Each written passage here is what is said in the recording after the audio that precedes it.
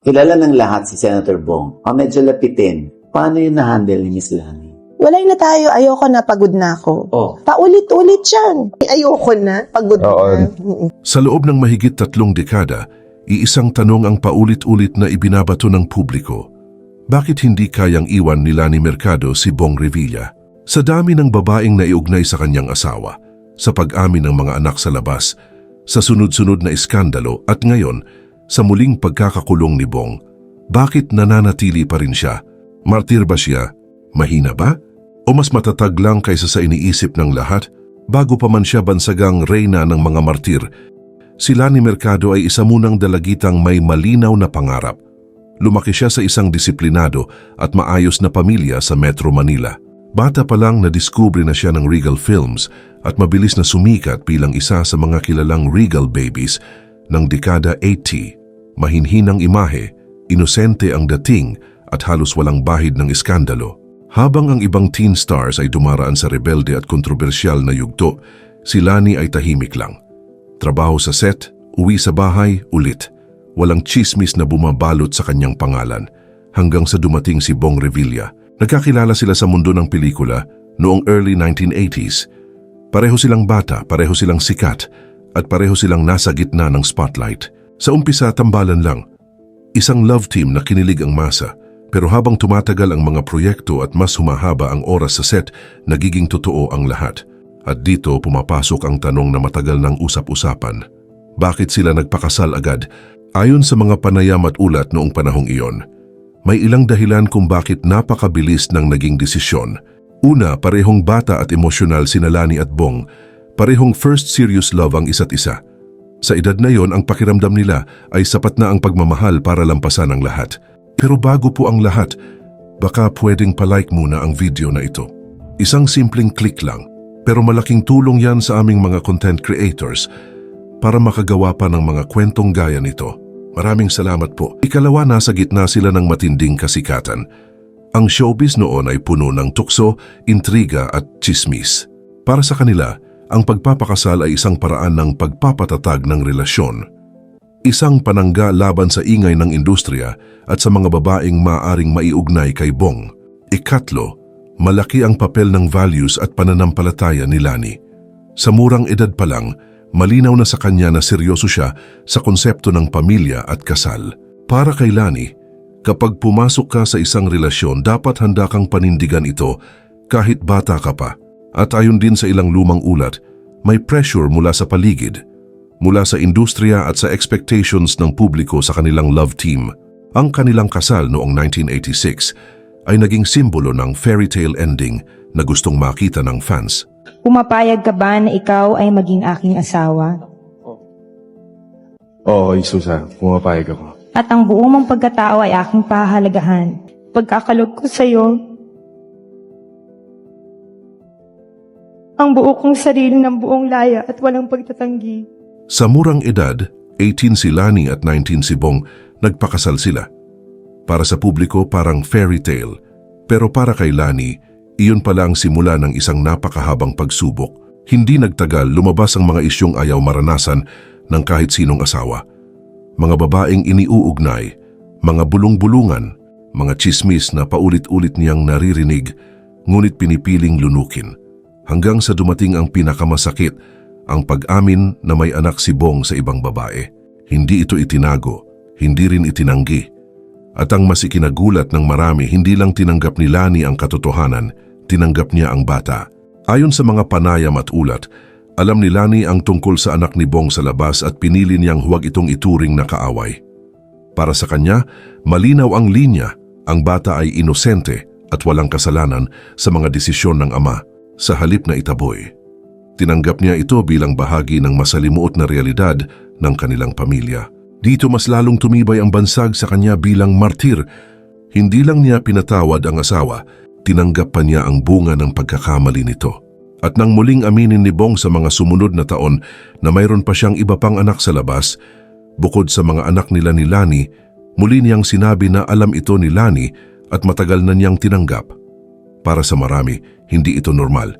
Para sa iba, hindi ito makatarungan. Ngunit para kay Lani, malinaw ang kanyang paninindigan. Ang mga bata ay hindi dapat magdusa dahil sa kasalanan ng matatanda. Sa ilang panayam inamin ni Lani na dumaan siya sa mga panahong halos sumuko na siya. May mga gabing umiiyak siya mag-isa. Bihira sa kamay mo na makakita ka ng isang loyal na lalaki na di nagkamali sa relasyon nilang mag-asawa. Our lives are not perfect, pero pinagpa-perfect yan dahil kay God. Yan. Alam mo, Na si God lang talaga ang tutulong sa inyo. Pag gusto nyo nang sumuko, gusto nyo nang huminto, ganyan. So, pero ang mga namumutawi lang sa puso ko pag dumadating yung mga panahon na yon is you remember the good times. You forget the hurts. Kasi pag nagtatago ka ng isang notebook ng mga kasalanan ng asawa mo, mahirap yun. Hindi kayo magtatagal. May mga sandaling tinanong niya ang sarili kung hanggang kailan niya kakayanin. Ngunit paulit-ulit niyang binabanggit ang dalawang dahilan kung bakit siya nananatili, ang kanyang pananampalataya at ang kanyang mga anak. Para sa kanya ang kasal ay hindi simpleng kontrata na pwedeng tapusin kapag mahirap na.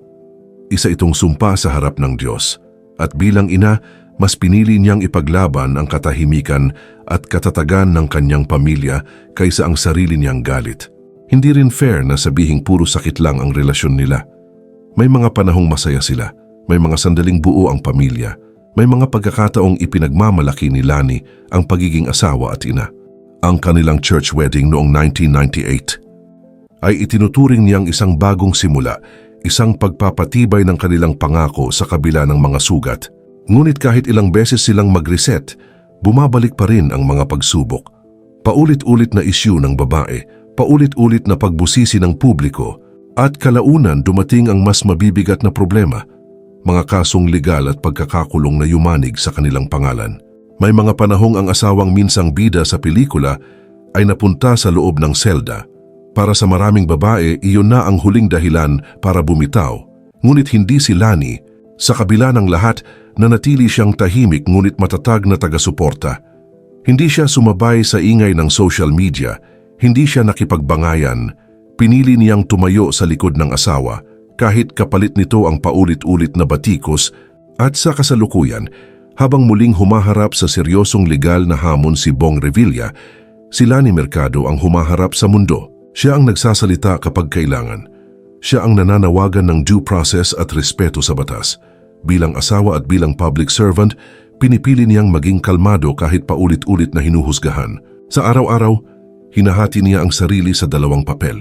Bilang mambabatas, patuloy siyang nagsisilbi, uma-attend ng mga sesyon, umiikot sa distrito, nagsasagawa ng medical missions at mga programang panlipunan sa Cavite. Ipinapakita niyang hindi tumitigil ang serbisyo publiko kahit may personal na krisis. Sa pagitan ng trabaho at tungkulin, patuloy niyang binibisita ang kanyang asawa sa kulungan. Walang ingranding eksena, walang palabas sa kamera.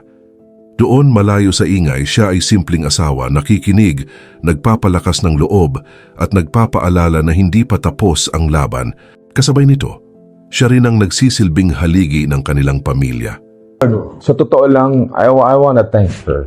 Because siya yung naging tatay at nanay habang ako'y nasa loob eh. Alam mo, yung first 2 years, palagi everyday, nandun sila dumadalaw sa akin sa kulungan hanggang sa dumating ako sa point na losing hope ako. Parang sabi ko nga, yung time na madilim yung mundo mo. Parang sabi mo nga, yun yung parang mabubulok yata ako dito. Parang ang dating kalaban mo lahat. And doon mo nakita yung time na yun, yung si Lani, tumindig siya. Siya yung nanay, tatay, siya yung naging haligi ng tahanan. Actually, nagampanan niya lahat. And I owe it to her. And, Sinabi ko. Sa gitna ng muling pag-usbong ng mga isyu tungkol sa mga anak sa labas, si Lani ang nagsisiguro na hindi nagkakawatak-watak ang kanilang mga anak at apo. Siya ang pumapagitna, ang nagbubuklod.